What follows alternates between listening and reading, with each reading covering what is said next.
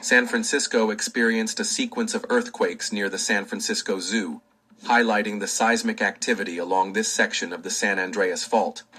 The first, a magnitude 3.5 earthquake, occurred at 23:02 local time, UTC +8, on 10 January 2025, at a depth of 7.9 kilometers. Its epicenter was located approximately 5 kilometers northwest of the zoo, and its tremors were felt across the northern peninsula, with intensity varying depending on local geology. Shortly after, at 23:06, a second earthquake with a magnitude of 2.2 struck the same general area, this time at a depth of 8.0 kilometers.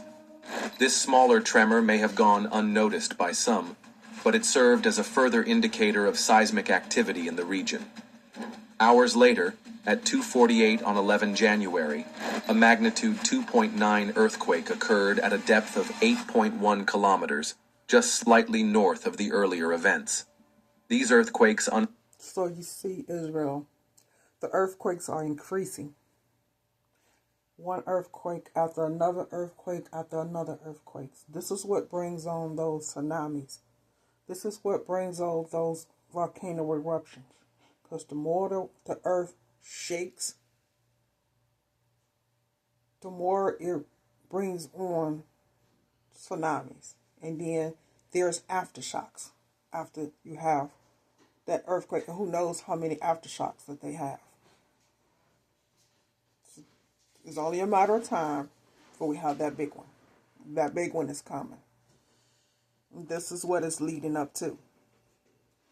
Unfolded within a compact area centered around 37.755 degrees north and 122.552 degrees west, a region that sits atop the complex fault system shaping the Bay Area.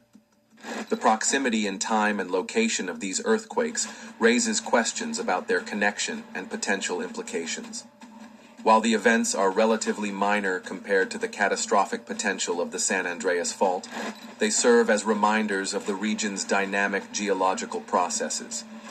Residents reported different experiences of the tremors, with those on firmer ground often describing a sharp jolt, while those in softer, more unstable soils felt prolonged shaking.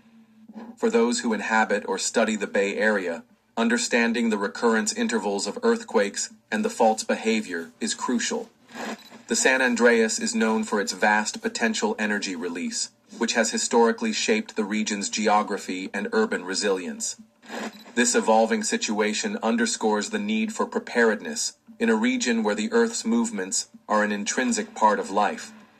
The size and length of a fault play a crucial role in determining the magnitude of an earthquake it can produce. In the case of the San Andreas Fault, it is estimated that it could generate an earthquake up to a magnitude 8, though likely not much beyond that. Larger magnitudes, such as 8.5 or 9, are typically associated with subduction zones, where immense tectonic plates collide and descend beneath one another. The recent magnitude 3.5 earthquake, while modest in comparison, was strong enough to be felt by many in San Francisco. So the one that was in San Francisco, the 3.8, that's a big earthquake. Strong enough to shake the foundation of the houses, cars, buildings, any trees, anything, poles, anything that's around it. The city's unique geological features, characterized by its rolling hills underpinned by bedrock and areas of unconsolidated fill, amplify the complexity of how tremors are experienced. The unconsolidated fill, particularly... And that's just it, Israel. They can have many tremors, aftershocks. This is what brings on those tsunamis. Particularly in regions that have been extended or reclaimed near the coast, consists largely of marine sediments with foundations built atop. These areas are prone to more pronounced shaking compared to those on firmer ground, as seismic energy tends to amplify and linger in such loose materials.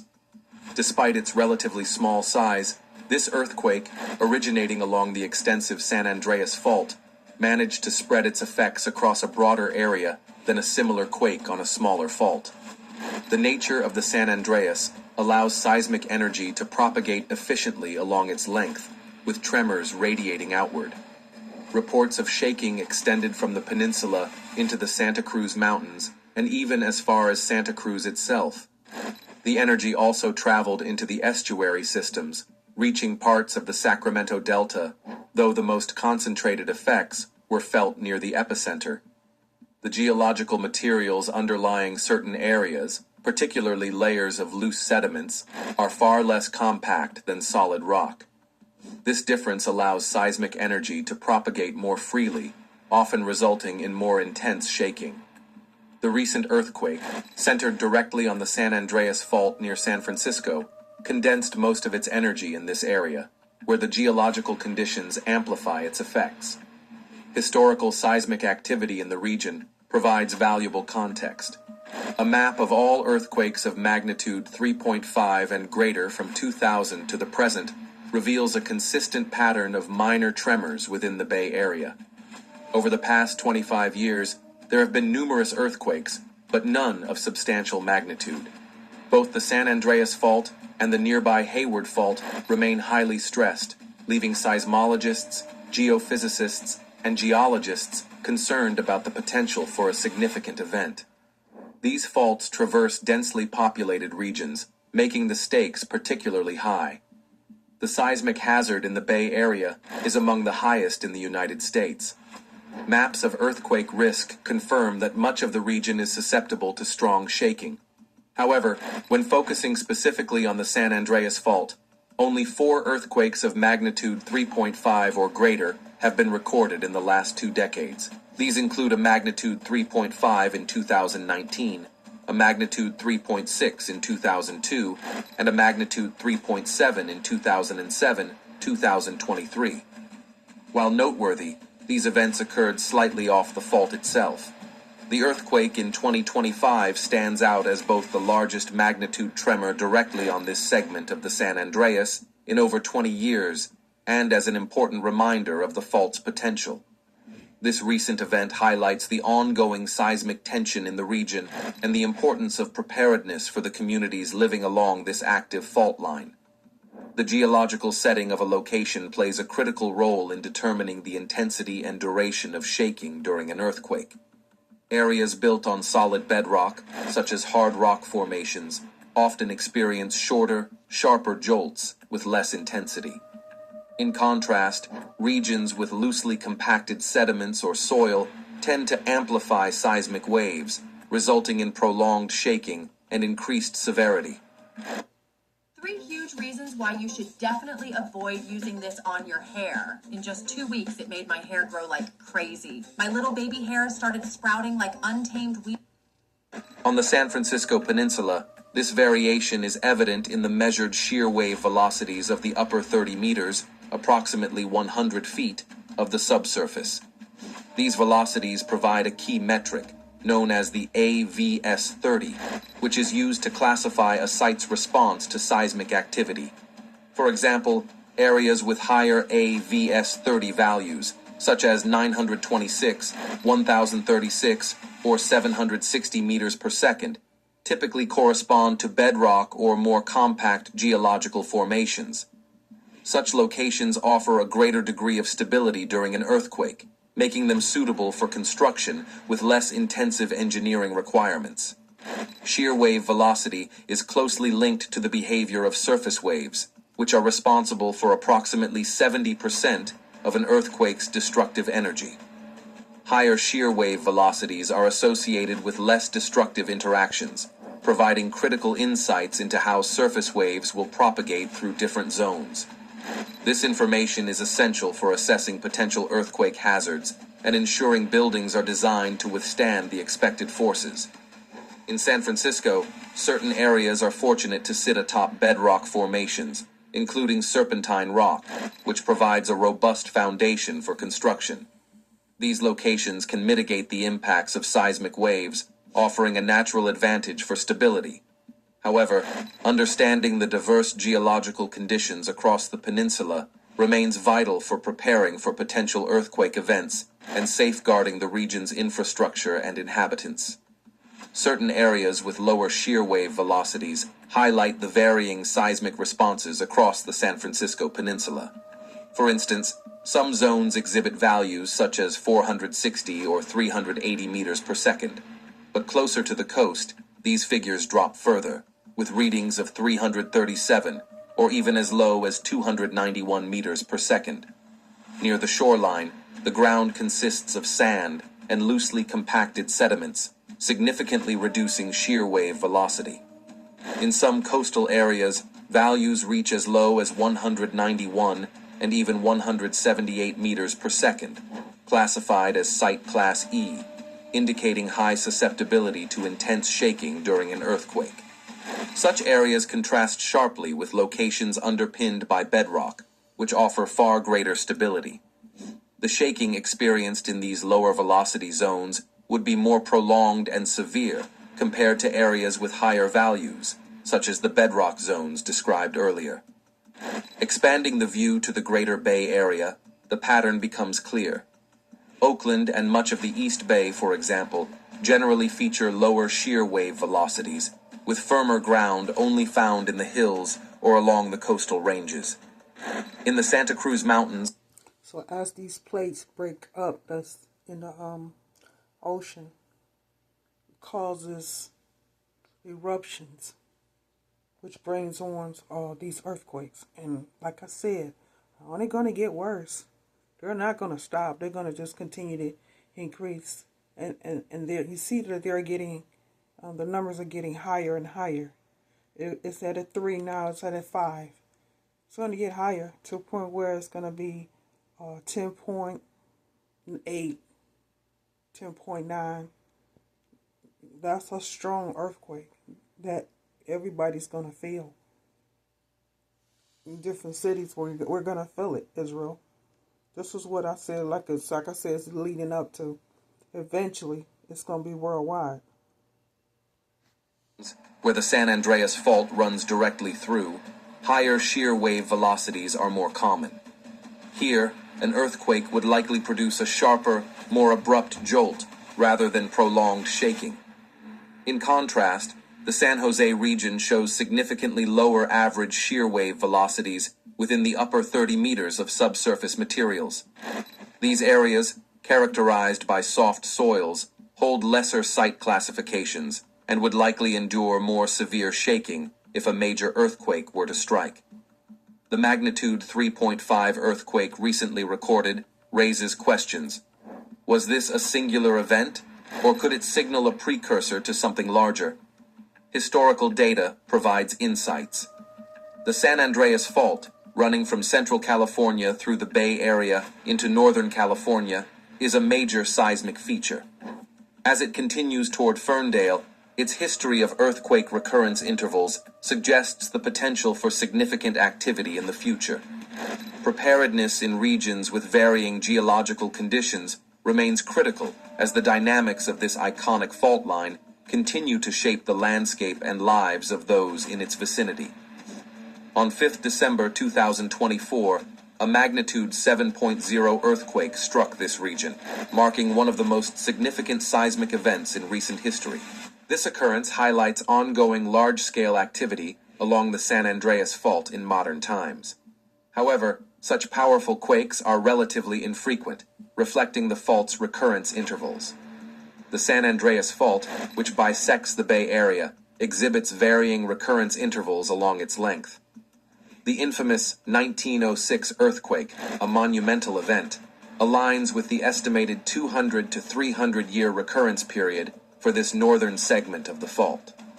Moving southward toward Santa Cruz, the intervals shorten to approximately 110 years.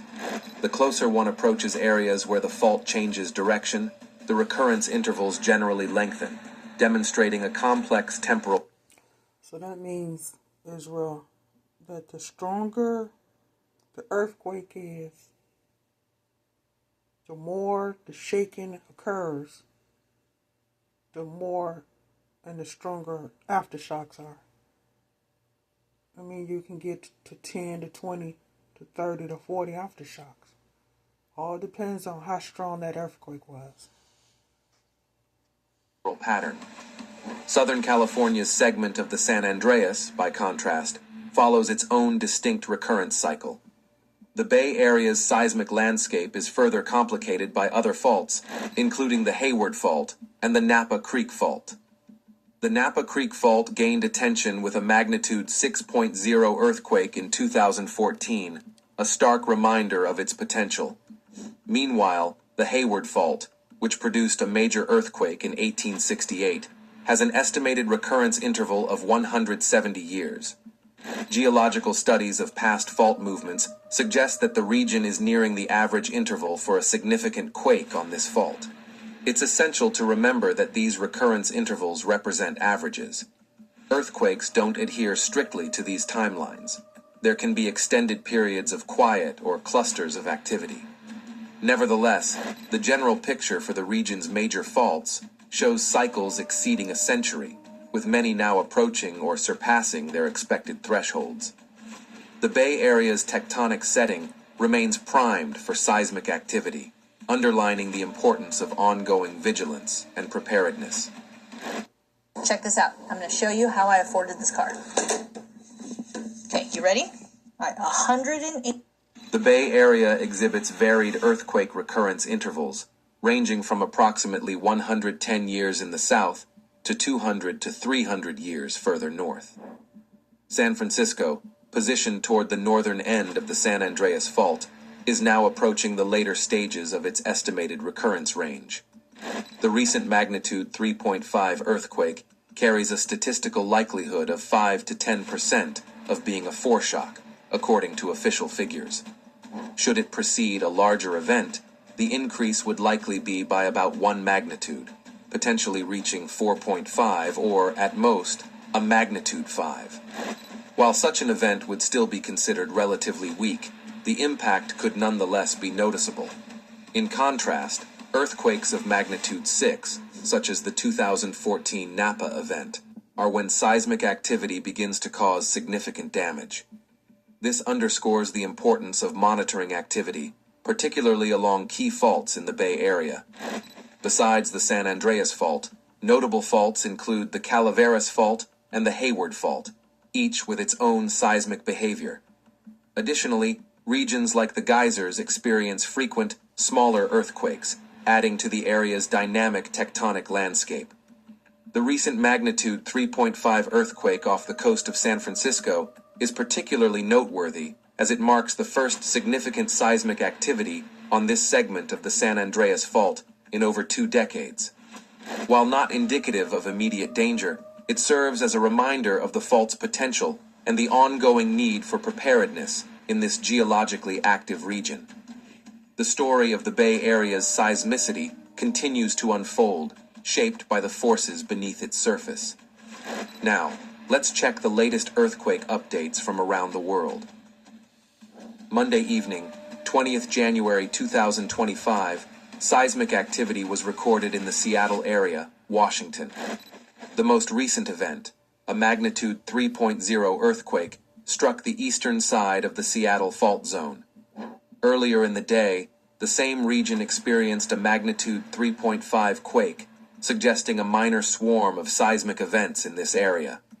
This activity has raised concerns, as the Seattle fault zone has the potential to produce a major earthquake, possibly reaching a magnitude of 7.5.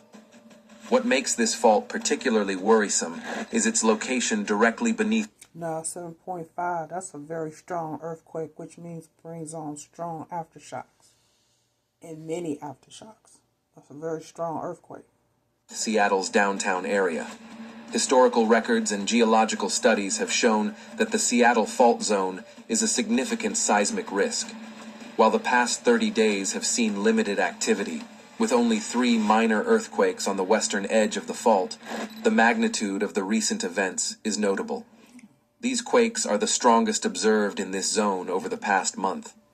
Information provided by Seattle's emergency management services highlights the unique threat posed by the Seattle fault. An earthquake originating here would have a far greater impact on the city compared to a more distant event, such as one on the Cascadia subduction zone, located roughly 100 miles west of Seattle.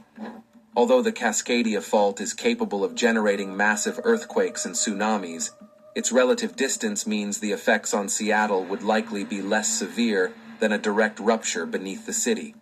Comparatively, the situation is similar to the Newport-Inglewood Fault in Los Angeles, which runs beneath urban areas, as opposed to the more distant San Andreas Fault. The potential for a 7.5 magnitude earthquake beneath Seattle is based on the fault's capacity to store strain over time. While a magnitude 7.0 is considered more likely, the possibility of a larger event increases depending on the amount of strain accumulated since the fault's last major rupture. The most recent major earthquake on the Seattle Fault occurred approximately 1,100 years ago, leaving a considerable span of time since its last significant rupture.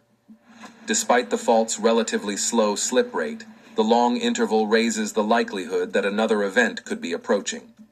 Historical records and geological studies indicate the fault has been active 3 to 4 times within the past 3,000 years. In other news, Michigan drivers will now be getting a big break on their auto insurance. This new website has gone viral. Based on this pattern, if one assumes the lower estimate of 3 earthquakes, this suggests an average recurrence of roughly 1,000 years. With 1,100 years having passed, the area may now be edging closer to another significant seismic event. While this is one specific region of tectonic activity on the planet, recent seismic data reveal an increasing frequency of earthquakes in the area. For example, between 2020 and 2024, multiple smaller events occurred along the Seattle Fault Zone, including a magnitude 3.9 earthquake in 2023 that was part of a minor swarm. These smaller tremors, while not destructive, serve as reminders of the fault's potential to produce a much larger event. The fault itself runs in close proximity to Seattle, creating a direct risk to the city and its surrounding areas. Past activity has been documented through geological evidence, such as subsurface studies that identify ancient slips and their timing. Estimates for recurrence intervals vary widely, ranging from 200 to 15,000 years, but the evidence of 3 to 4 significant events in the last 3 millennia provides a more tangible time frame. Seismic activity observed over the past few years includes a series of smaller quakes concentrated both to the east and west of the fault line. These events often align in a linear pattern, suggesting a connection to the fault system. For instance, activity recorded in 2020, 2023, and 2024 involved magnitudes between 2.6 and 3.9, hinting at an underlying buildup of strain. While no large earthquakes have occurred recently, such data underscores the importance of not becoming complacent. Ignoring the gradual increase in seismic activity could leave the region unprepared for the next major event. The Seattle Fault poses a significant hazard due to its proximity to densely populated areas. Unlike faults further offshore, such as the Cascadia subduction zone, an earthquake here would deliver direct and potentially catastrophic impacts to Seattle and its surroundings. The uncertainty surrounding the fault's exact recurrence interval only adds to the urgency for vigilance and preparedness, as geological records suggest that significant strain. And not only in Seattle, but the other small states that surround it will feel the effect as well. May be nearing a critical point. When reviewing the statement regarding the Seattle Fault's activity, it becomes evident that the fault is overdue for a major earthquake. With the fault having been active 3 to 4 times over the past 3,000 years, the current time period is dangerously close to another large event. The recent uptick in seismic activity, including a 3.5 magnitude earthquake, serves as a clear reminder that the fault remains very much alive. This was felt across various parts of the Seattle area, including Redmond and Tacoma. While a 3.5 quake is not particularly powerful on its own, it adds to the growing body of evidence that the fault is not dormant. Similar activity has been observed in the past few years, reinforcing the idea that the region remains at risk. The situation is not unique to Seattle, as earthquake activity is increasing across many parts of the world, particularly in areas like the Nankai Trough, Taiwan, and Japan. A notable 6.0 earthquake struck Taiwan today, alongside additional smaller quakes. Just after this, further seismic activity was recorded near the Japan Trench and the northern Mariana Islands. These events appear to be part of a larger pattern of pressure transfer within the Earth's crust. The Nankai Trough, a critical seismic zone where tectonic plates converge, is experiencing heightened activity. This region is under close observation as significant strain continues to build. The last major earthquake in the area occurred in 1944, with a partial rupture of multiple fault segments, while a full rupture in 1857 produced a massive megaquake. Given the current seismic activity, the Nankai Trough is considered a prime zone for future earthquakes. The region has been experiencing substantial swarming, especially on its southern end, which has witnessed a series of notable quakes, including a 6.8 magnitude tremor earlier this year. These movements are not simply the result of isolated ruptures, but rather an indication of the increasing pressure across the entire fault system. If enough strain builds up, the area could experience a major quake, potentially in the magnitude 8 range, accompanied by a tsunami. The Nankai Trough, along with its surrounding seismic zones, remains a critical region to monitor closely, as it seems increasingly likely that a significant earthquake may occur in the near future. As we've seen today, the San Andreas Fault remains an active and unpredictable force beneath the San Francisco Bay Area, with recent tremors serving as a stark reminder of the potential for much larger seismic events. While smaller quakes like these offer a glimpse into the region's seismic activity, they also highlight the ongoing buildup of pressure along the fault line. It's a reminder to stay informed, prepared, and vigilant as we continue to monitor the movements beneath our feet. The question isn't if the big one will hit, it's when. Stay tuned, stay safe, and don't forget to subscribe for more updates